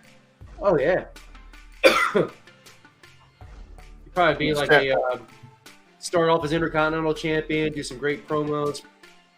Do you have him touch the Miz though? Do you just stay away from that? He's too similar to the Miz. I think if he went there right now. Well, I mean they're similar, but I think you could have him dip the way he's booked. I think is different. The Miz is more like a comical character right now, not so serious. So you could keep MJF on the serious side, I suppose. I think you have to. Yeah. I think you'd have to. It's unavoidable. Hey, you're coming into my company and you're trying to be me. All you've been is a discount ripoff of me. And then there goes. I've done more in 3 years than you've done in almost your third decade in this business. I mean, you can't ignore it. You just have to do it, and then maybe they become friends. They swerve everyone. You think they're about to fight, and they end up hugging. They're they become like sort of an obnoxious two-man power trip. But yeah, it could be like when he had Alex Riley. It could be like that again. That same dynamic. MJF is my number 3, by the way. Seth was I was 4. going to ask you to stick with 3. Okay. Yeah, MJF was 3. Seth was 4. So, all right. My number 3 is Sammy Uso. He just is so dominant on the show, and he's the must see. Like the whole bloodline is must see. I know, like he doesn't win all the time, and he doesn't wrestle much. He's just that dynamic right now where you want to watch him. He's the reason to watch for the last 4 to 6 months. And even what Jeff said too, when he was on the verge of that conspiracy guy. Had he won the Money in the Bank, I think that would have pushed him a little higher then too. I think that's what this character needed at that point. I'm glad it didn't happen now because he's above that even then. And he even had a match with Johnny Knoxville this year too that a lot of people think stole the show at WrestleMania, which is crazy too. Who's your number 3? And what do you think of? Well, you already talked about Sammy, but who's your 3, Jeff? Will Ospreay. No, I'm kidding. no one that 1% of the wrestling fans watch gets consideration. This guy, he probably isn't on anyone's list, but if you think back to the year, he has done nothing except put on banger after banger after banger after banger after banger. And he somehow made freaking Ridge Holland and Pete Dunne interesting. Sheamus has had a freaking amazing year. And he actually, ever since COVID, he's been amazing. He got great matches with Riddle, with AJ Styles, with Drew, with everything. Wait, you put Sheamus 3 and Lashley 10? I don't know, everything he's been asked to do, he's done well. He got married, and Rusev was at his wedding, and that counts for something. I don't know, and I don't know. I just think Sheamus is just like, he's had like this strange renaissance over the last 3 years, and everyone's finally appreciating him. And it culminated in that Gunther Sheamus match, and like Sheamus went from, it's just a bigger version of Robert Roode, but not as sexy because Robert Roode was in a small federation. Everyone likes the people in small federations more, of course. And now all of a sudden it's like legend. So yeah, I put Sheamus over just of where he was. I don't know. I love the pick. I didn't have him on my list, but I love how in 2022, Sheamus, Kevin Owens, and Sami Zayn are like on top of the world again. I just love it. I never thought I'd see that, and it makes me happy that these guys can get back over if you are that talented. And a lot of people think you can't. Yeah, I mean, Sheamus definitely is back in the mix. He had a great year. Can't argue with that. I don't know if he's number 3, but I don't know if he's number 3 either. I really didn't do the list in order, but I'm sticking with the order mostly. Jim, who's your number 2? We'll start with you. My number 2 is the person who I'd like to see the second most in wrestling. Every time he's on, I want to see him, and that's Sami Zayn. Nice. I mean, there's only one person who, entertains me more. Well, maybe not even, but I mean, when he's on, you want to watch. There's nobody else besides number 1 who comes on the screen. Cody. You don't want to watch Cody? What do you mean you don't want to watch Cody? No. Cody saved racism, man. He ended racism. What? He ended racism. Yeah, but what's next? How's that? He missed it. It was a funny. I'll show you later. It's a funny AEW story he did. It was like a cringe promo where he said, "I married a black wife." Like he was like coming off like he saved race, he like ended racism and stuff. It was pretty funny. Yeah, like the first interracial baby of all time. Yeah, it was funny, but ignoring both himself and his wife. Yeah. I mean, I guess you guys have Moxley as number 2. I have Moxley as number 2. I had him as number 1 all year until he lost the belt to MJF, and then number 1. I did until then because the number 1 didn't wrestle enough, so I had him lower. But he's been on TV every week, especially recently. So Moxley carried the company, had banger. I don't even like his style, but he saved that company when they needed him. He was a true professional. Our friend helped him jump over a fence too, which I like too, Antonio. He seems like a really cool guy too. So he had Moxley number 2. Yeah, I had Moxley number 2 also. This guy a year ago was in rehab. And the year he's had, and I would call him the MVP in wrestling this year for his promotion. And he wasn't just, but he also wrestled in Japan. He wrestled in Bloodsport. He was the GCW heavyweight champion for parts of this year. Whatever they asked him to do, he did. He didn't want to be the champion twice or 3 times or whatever it was. Skipped his vacation to do it too, That's right. I mean, and they had him in this silly Blackpool Combat Club, and they almost sort of made it work, and not quite. I mean, he almost sort of got Wheeler Yuta over. I mean, that's like almost impossible to do. I don't know. Whatever they asked him to do, he did, and he gave it his all.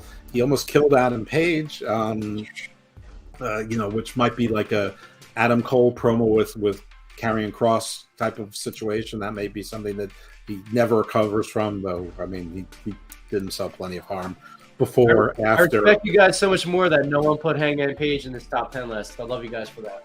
How could I? I mean, he's all Adam Page does well is wrestle, and he's a really good wrestler, but he does everything else better. Yep. Like not even like okay, like so unlikable. He's so unlikable as a person. But yeah, all Moxley did was everything. MVP of his promotion. Whatever was asked of him, he did. I don't even particularly like him as a wrestler. I don't even, he's rode that line of work, shoot promos just close enough. But you knew he was talking to the locker room at times, and you knew he was saying at times to guys, shut up and be professional when you're on TV. You want to talk in the back? We'll talk in the back. I don't know. It's just like he's like I'm not cool with what Punk did, but that doesn't mean he was wrong. I mean, basically this became his locker room this year, and gotta respect that, especially given where he was a year ago. And Jim, who'd you say your number 2 was, Jim? You said Sammy? Yeah. And we all have the same number 1, right? Yeah. Especially since he was a guest on our show. Yeah, he was a great guest on our show. All right, so that was easy. How do you pick anyone else? I mean, yeah. For 10 months of the year, I did. The first 3, I did too. But definitely got it. All right, so now I'm going to talk about my 5 up-and-comers. Why my people are going to break out next year. Did you guys come up with any for yourself or no? Of course. But I didn't stop at 5, so. Well, first, I did not put Braun Breaker, and I'll tell you why. This is the conversation I wanted to have. I know Jeff has many reasons why I think he's not going to work. I think he's going to fail as a face on the main roster, and then they're going to give up on it and make him a badass heel, and he's going to come out with this. He's going to actually show some personality then, and he's going to get over as a heel. That's going to be later in the year. He's going to fail for the first. I think he's going to debut in the Rumble, and he's going to fail for the first 4 to 6 months, and he's going to be an awesome badass heel later on. I think WWE cannot write faces. They don't know how to write good people. Kofi's doing his own writing. That's why it works for him.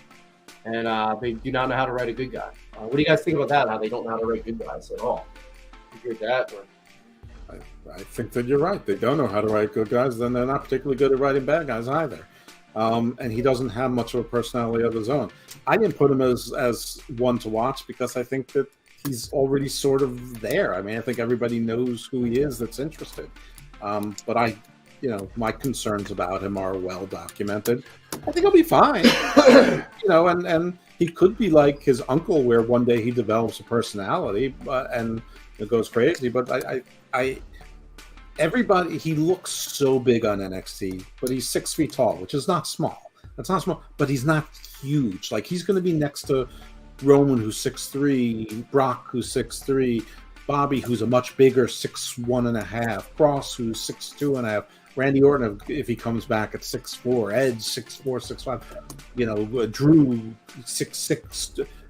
So all of a sudden, yeah, he's a powerhouse, but he's not going to look like he's not going to be the powerhouse anymore. Like, in NXT, he's the only one who stacks up to him sidewise is Sanga, and they haven't put them together. I mean, you can try to stretch to Von Wagner, but nobody believes that. Anyway, I mean, I think that they're committed to him, and I think that how a lot of fans are irrationally invested in AEW and loving everything, I think a lot of fans are irrationally invested in Braun Breaker, and I think that that's something he is going for him. There's a lot of goodwill equity invested in him, so I think he'll be okay. But, I'm seeing more of a Tito Santana, Lance Storm type of career than a Stone Cold Steve Austin, type of career right now. And there's nothing wrong with that. That's just, everyone's like, saying this is going to be our John Cena, our Batista. And I'm just not seeing that personality. Yeah, Austin Theory's got it over him, I think, actually. Yeah. And I think Austin Theory is my breakout star of 2022 men in WWE. Jim, who's your breakout star, and do you have any thoughts on Braun Breaker and Austin Theory? Yeah, I am probably Austin Theory would be my breakout star for this coming up year. Braun Breaker, who the hell knows? I don't think he's, like you said, as a face, he's not going to break out unless they change his character and he shows some personality. But yeah, I would say the guy this year is going to be Austin Theory. Nice. All right. Is this breakout stars or people to watch who aren't necessarily going to be? I didn't put Austin Theory on mine because I put it as breakout stars. Even a couple of my breakout stars are debatable. It's kind of breaking out to the next level. I have it as kind of. Like you'll see when I get to my fourth pick. He's kind of already a star, but he hasn't broken out. My fifth one, I think, Tiffany Stratton. Obviously, you guys know how much I love her. I think she's going to be a NXT World Champion.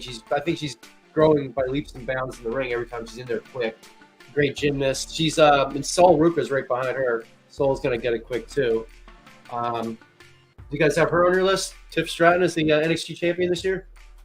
Sure, why not? Most improved if she didn't miss half the year. I don't know what her status is. I think she's coming back New Year's. What do they call it? New Year's Evil on the 10th.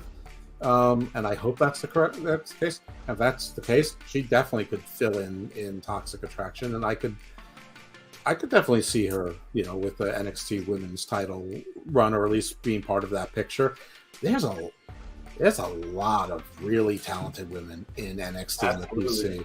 Frankly, they could have an all-women show, and it'd be better because there's maybe like 12 men that are even. I'd watch NXT every week if it was all women. The guys are kind of bland for the most part, even though the storytelling isn't bad. There might be half a dozen. There might be a dozen. They should just make NXT a women's show. For real, be a better show.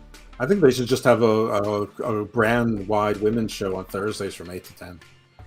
Yeah, that's what I'm saying. Make NXT the women's thing. I would still have NXT, your regular NXT, but you would just have less women on NXT, and you would have less women on Raw and SmackDown. Have a little bit more men, because that's what people watch. AEW acknowledges that, but the women still are going to get their own show, so nobody can really complain. Yeah, and AEW is like trying to be nice with every other company too. Like WWE, NXT doesn't mind trying to put Impact out of business, So just take that Thursday night 8 to 10 slot or 8 to 9 if you want it to be an hour long. Jeff, what's another one of your breakout picks? Jim, did you come up with a list, or are you just going to go off our? Okay. I'm just going. I didn't come up with a list now. All right. So Jeff, what's one of your picks? Kiana James. Kiana James, can't go wrong with that. Yeah. Love that character, owns the character. I love the whole gimmick. Reminds me of Alexandra York and the York Foundation. Terry Reynolds. The only time Dana Brooke was even remotely interesting when she was the statistician for Titus Worldwide. I just love the whole thing of the power. I mean, like, she should have won that match against Fallon Henley. Her like owning the bar and like bossing them around. That would have been gold forever. It just seemed like in that show they wanted to have like faces win and reset everything, but they still had some heels win, so I don't know. Anyway. Kiana James' whole act is terrific, and and you can give her a little back. Shadowed by her assistant, though, that could happen big time. Well, I have no comment. All right, so my next breakout star is already a star, but I think for the men, all the guys Triple H has signed, I can't see breaking out to be a world title holder.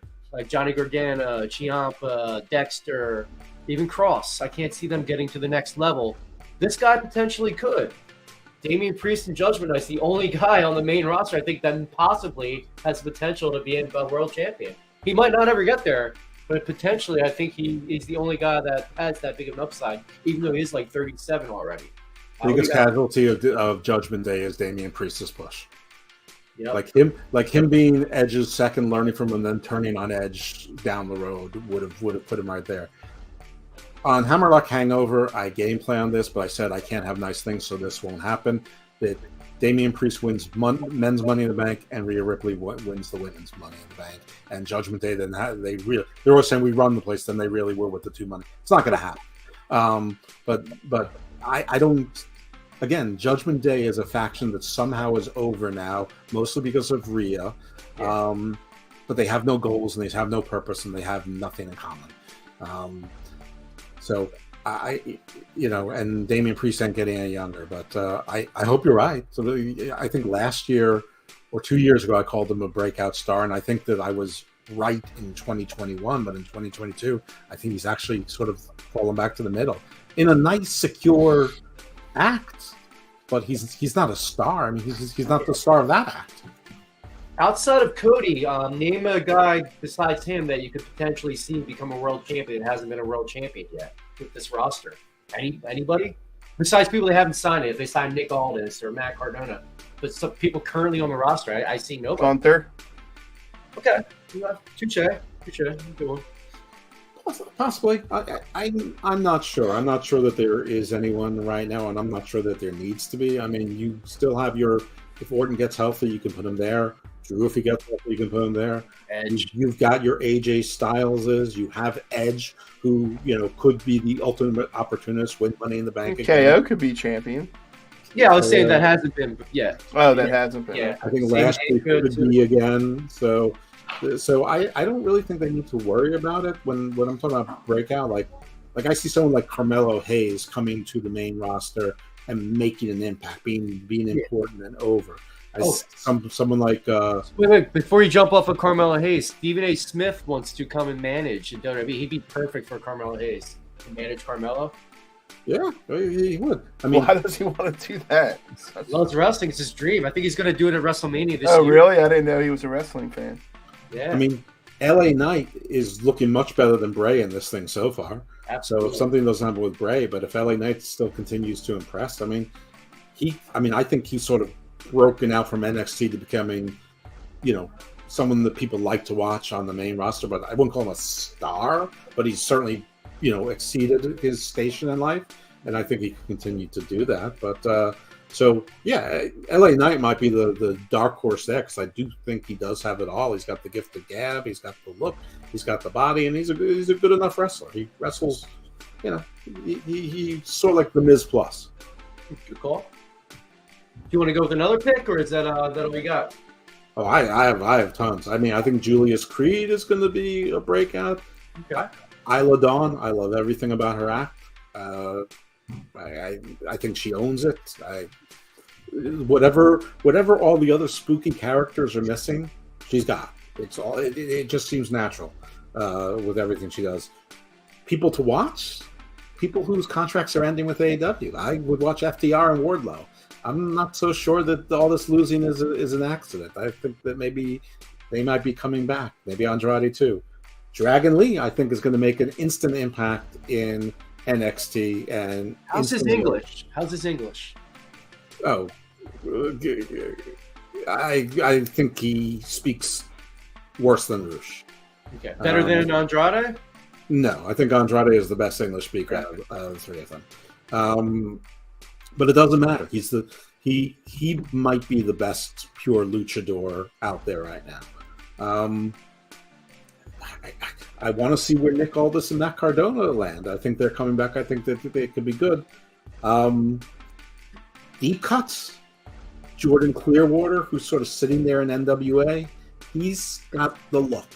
he's sort of got it. He's like a young Bobby Roode, ravishing Rick Rude, Val Venus type of aura to him. He's not quite as big, but he's a tall kid. He's muscular. He can get bigger. He's got the swag. And Vincent from Impact, who's being rumored to be, in the Bray group and NXT with Dutch. He's an interesting guy. He's out there. I saw him in the crowd. I saw a photo. So. And he was doing sort of like Seth stole some of his act, sort of like the way he comes to the ring, a little crazy, and he's got a killer song. I don't know if they'll let him use it, but it's awesome, and I don't know. So I think there could be interesting things for Vincent, especially if he's thrown into this Bray thing, because somebody's got to save this Bray thing, and it ain't going to be Bray. Not going to be Bo Dallas either. Right. Cool. I think he's a big deal already on the NXT roster. I think Cora Jade's going to be on the main roster like quicker than we think. I think she's going to blow up that and do amazing things there. I think Rhea Ripley obviously is going to be like the next big deal, which we know that. I agree with you too. I have Cardona. I think Cardona is going to be in the Rumble. So is Chelsea Green. And I think Cardona is going to be a big deal. Nick Aldis. I wish they would sign Hammerstone. Hammerstone would own this freaking company. Jacob Fatu would own this company. They signed him. They're all like long shots too, ever getting signed. But yeah, Matt Cardona is definitely going to be a big deal. And see with Nick Aldis. Well, Hammerstone signed a 5-year extension a year ago. So I was only a year ago. Damn it. What other? Some of these AEW guys put their feet in their mouth too quick too. Like Ethan Page, like, oh, I made this choice to come here, and they've done nothing with them too. And Ricky Starks is friends with Cody. He's got a chance to come when his contract's up as well. He could be if they signed him, but he's definitely way too small for NXT. If he could, Sammy Guevara would kill it in NXT as well. Pac should come back. Pac's got a chance, even being short. But Miro's probably coming back. Andrade. I mean, Buddy Matthews basically already said my contract's up in 3 months. I'm not coming back. I have unfinished business and Impact, is what he said. But like, how do you invest in House of Black if one of the members already told you that they're not staying, and the other one basically got, hey, I got you on a 5-year contract here. You can't. Well, Miro signed a big deal too, and then he wants to leave. I don't know what, and that's the thing. None of us see AEW contracts, and they have all different stipulations and clauses. I don't think half the guys know what to. I mean, I think some of them have talent options, some of them have company options, some of them might be mutual options. So I like Brian Cage and FTR are 2 examples of people that I can think of who didn't know their contract status. They didn't know that their option was picked up. Sean Spears is no longer on a contract. He just said, I don't think I'm going to be going back to AEW anytime soon. Who knew that he wasn't with AEW now? Lance Archer is saying, I'm open to reworking my character. I thought he wasn't with AEW any longer. Scorpio Sky is still under contract with them. No one's seen him for 9 months. It's a weird place. I mean, for a while I was typing, name a AEW wrestler you forgot worked for AEW, and I would just name another person. Because there's so many, I'm just like. Why don't they pay off these storylines? Though? They had no Pinnacle breakup. They had no Scorpio Sky and All Ego breakup. They did no pay off these storylines or make a storyline out of it. You guys are lacking severely in storylines. They either have things that go too long, like the BCC JAS feud, or they have things that go too short, or it's failure to launch. And by the way, WWE does the same thing too. But like right now, I'm seeing that Darby Allin is getting a TNT title shot against Samoa Joe. He just had one like 2.5 weeks ago. It was a great match. Joe beat him clean. Yep. Why does he get another title match? Why? I think we're bored, Jim. Jim, you got anything you want to talk about? What's your breakout star for 2023? Yeah. Matt The Cardona. The I don't know. Maybe? I don't know a lot of the obscure guys. Did you see how Sol Ruka's finisher yet, Jeff? Let me see if I can pull it up in here. I saw that, but listen, I still want to see Sol Ruka put things together in a match because, I mean, listen, he's very athletic. Oh my goodness! Ruka flipping off! Oh! Those moves are very an impressive, awesome but move. it could also be like Hook, that if somebody's not in the right spot, she doesn't know what to do. Yeah, how bad was that? Like he held Hook up in the air for like 10 minutes the other night too, waiting for Jungle Boy to come out, and It's just, they got to work on their timing. and this is nothing. When they paired Wardlow with Samoa Joe, it was a mistake. People always going to root for Joe. And then you pair Hook and Jungle Boy together. Two guys are sort of on the same level. They don't help each other. You need someone to lift the other one up. Well, when you pair people together, one of them falls, one of them goes up. And if they want to elevate both these guys, this is exactly the wrong way to do it. And they're going to make other people look stupid doing it. They're going to make Morrissey look stupid. They're going to make Moriarty look stupid. I don't care because Moriarty is a nobody to me. Their choices are often really strange, and they get around it just by having debuts or doing like a hodgepodge thing like Forbidden Door. Well, I kind of think that's what Triple H's booking kind of did too, just signing new guys, and they did the same thing AEW did. They didn't follow them. Triple H's booking is not terribly different than Tony. It's like he took the worst characteristics of Tony Khan and the worst impulses of Vince McMahon, and he's doing them together. The only thing he's done is he's righted some wrongs, and he's giving some people some legitimate chances. Yeah, these guys definitely deserve the reason to get fired. At least they're getting that opportunity to show if they can make it or not. That said, Hit Row deserves to be fired, or at least AJ Francis does. There's been a lot of zeros. Candice LeRae, a zero. Emma's a zero. I mean, we can stop pretending the Madcap Moss is going to be a star of the future. Right. Where's the signing of Rock Hard Jim Prendy? They should sign Rock Hard Jim Prendy right now. That's fine. What kind of a Mickey Mouse operation are they running over there? All right, boys.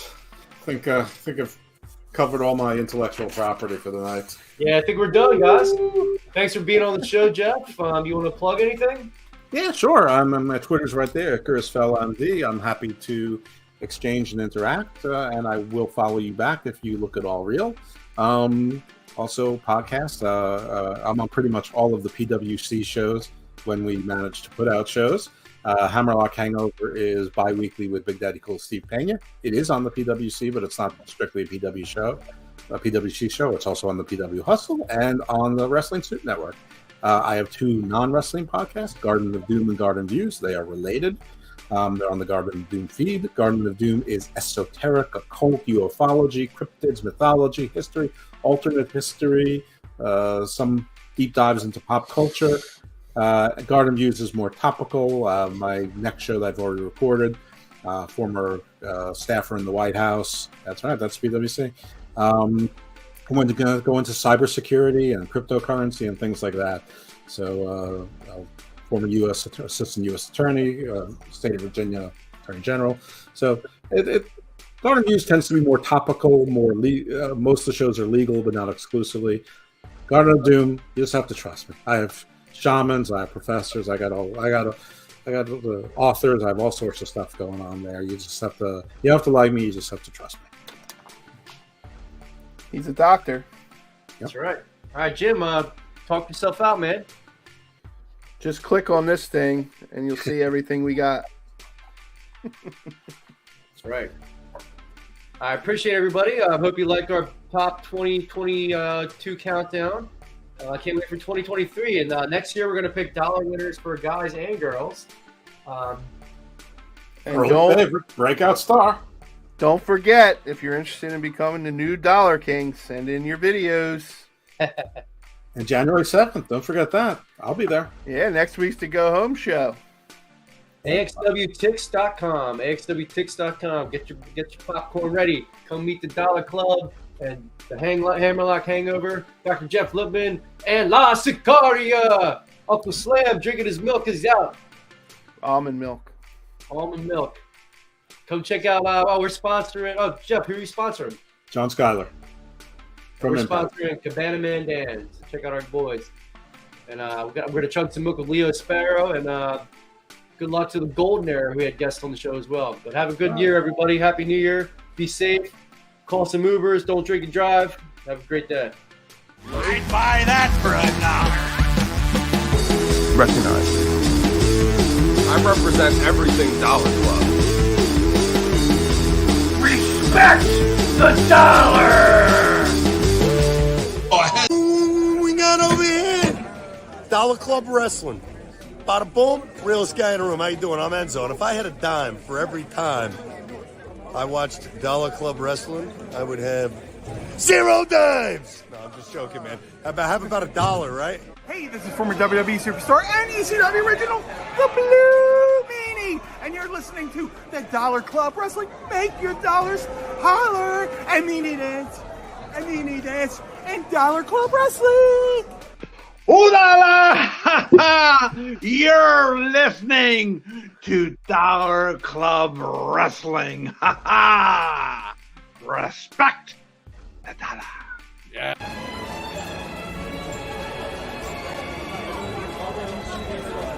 That's it. Enough for you. Go to bed. Go to bed. Go to bed. Liv Morgan's butt stuff. I'd buy that for $1.